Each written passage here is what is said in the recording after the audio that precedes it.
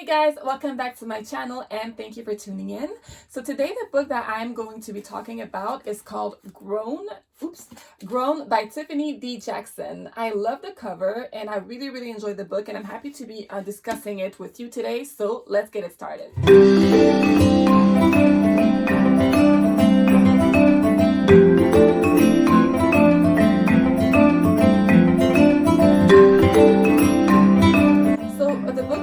Of a young girl named Enchanted.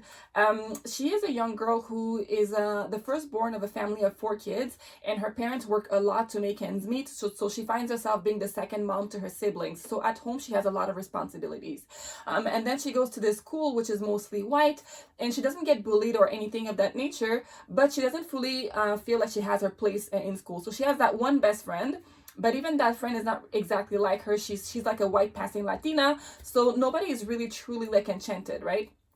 And she loves to sing, and singing is her passion. She writes songs, and her biggest dream is to one day, record an album and work as a professional singer, right?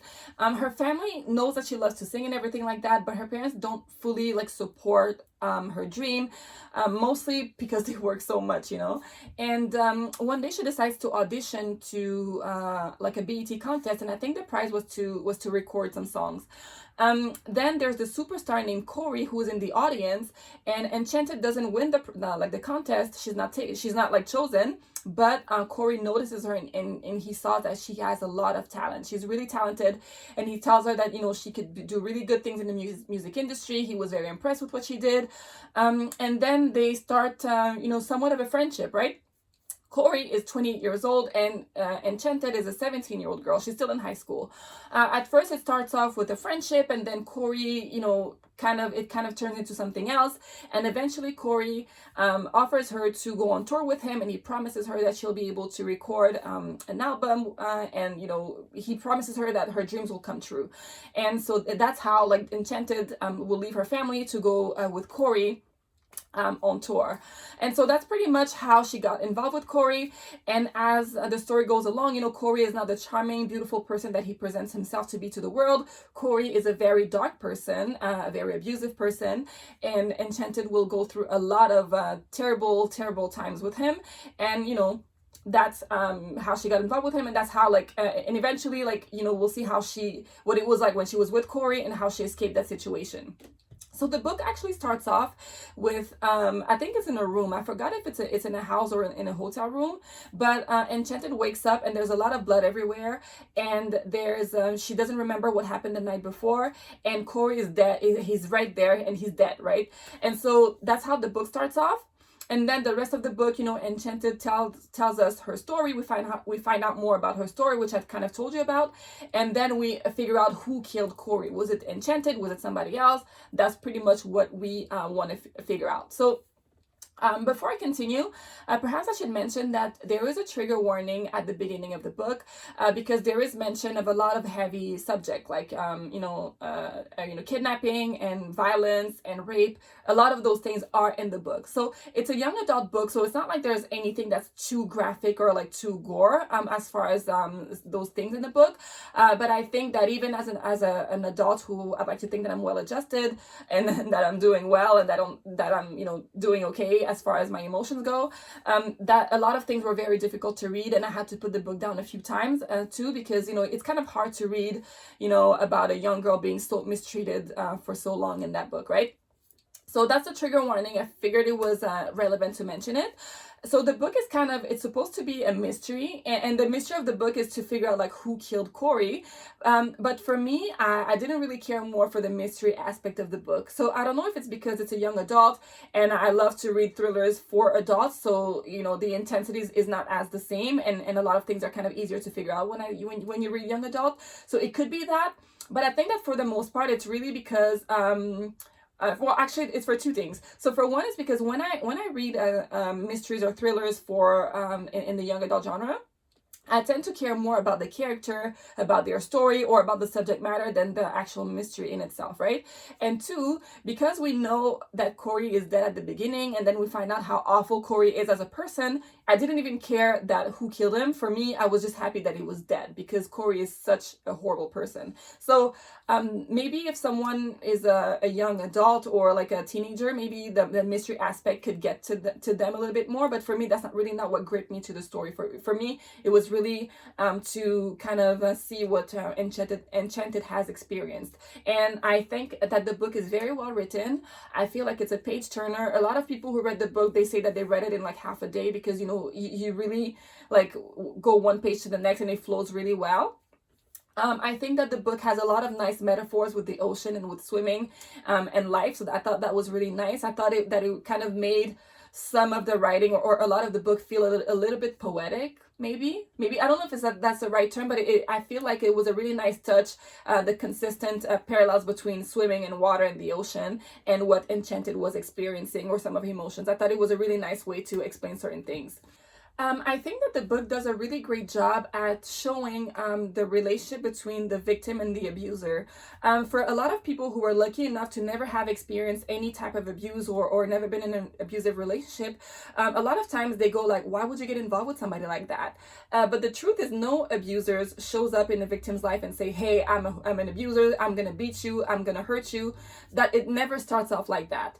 And it didn't start like that with Enchanted either. Remember, I said that Corey kind of built a friendship with her at first, so there's like her guard was let down, and mind you, on top of that, Enchanted was a fan of him, so she kind of looked up to him too. So there's also the power dynamic that that was on Corey's side as well. So I think again that the author did a really good job at kind of showing that, because victims are never stupid. They're not idiots who go into a terrible situation. It's really that they were kind of lured in to that situation. And remember, what's even worse is that when the abusers knows exactly what it is that the victim is yearning for, you know, in a lot of ways, I feel like Corey was giving Enchanted a lot of the things that she was yearning for and that she didn't have in her life. For example, at home, she has a lot of these responsibilities. When she was with Corey was in charge. She didn't have these responsibilities. And I think that was something that was kind of heavy on her at home, to always be the second mom. At school, you know, she didn't get the attention that Corey's giving her. Nobody really told her that she was beautiful, that she was gorgeous, but Corey was always telling her that. But more importantly, Corey promised her the thing that she dreamed of the most, which was to record an album and to one day being a singer. Corey kind of told her that he would make those dreams come true. And so abusers, when they know exactly what it is that you're yearning for, it's a lot easier for them to manipulate you. And what I liked was also how they portrayed, you know, how the, you know, Enchanted, why she stayed in that relationship, or how is it that Corey was able to make her stay in that relationship, is that, you know, abusers will often have a violent outburst, and then they will go back to be so loving, and they have a way of manipulating you into making you think that a lot of these things were your fault. So it's a lot harder than you think to leave a situation like that, because there's that push and pull, and then there's that guilt, and then there's that gaslighting, and so yeah, the book did a really great job at really showing how these things can work out in a relationship. And I love that because the book is geared towards a younger audience, it's written in a language that I think a younger person can understand. And I think it's great because, you know, those conversations, that book can be very much of a conversation starter with a young person who reads it. So either they could read it at school or they read it with their parent. I think that the great job is that the book can open a conversation about things that we never really talk about. Like when I was 16, I had like old men, like 30. And I mean, 30 is not old in general, but for a 16-year-old, yes, it is. And you shouldn't be talking to a 16-year-old, a young girl. And so I've had those older men at me when I was that young.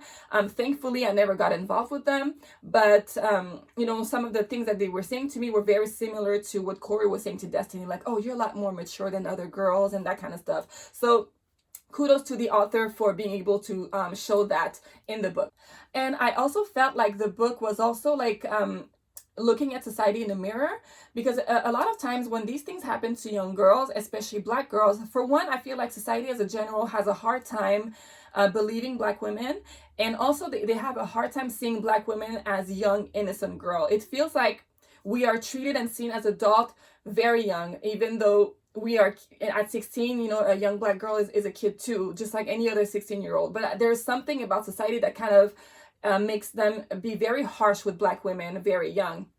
And a lot of the times when these young girls are involved with these older men, the focus is on like, why would you get involved with a man like that? Or, you know, you must have been a very promiscuous girl if you were involved with a guy like that. And the focus is always on that, as opposed to the fact that there's an adult who should have known better, but decided to cross a line with this young girl, an older person who knows that they have a power imbalance, so they have a lot more power and resources than that young person. They knew that, but they got involved with with that young kid anyway. So I feel like we should always make sure that we shift the blame on the person who is the abuser as opposed to the victim. And I think even as, you know, adults of you know, my age, or people who are old enough to be parents of teenagers, I think that we have to be cautious about how we talk about certain things, because a lot of times you'll hear people say like, oh, my daughter would never do that. Why was that girl doing this and that?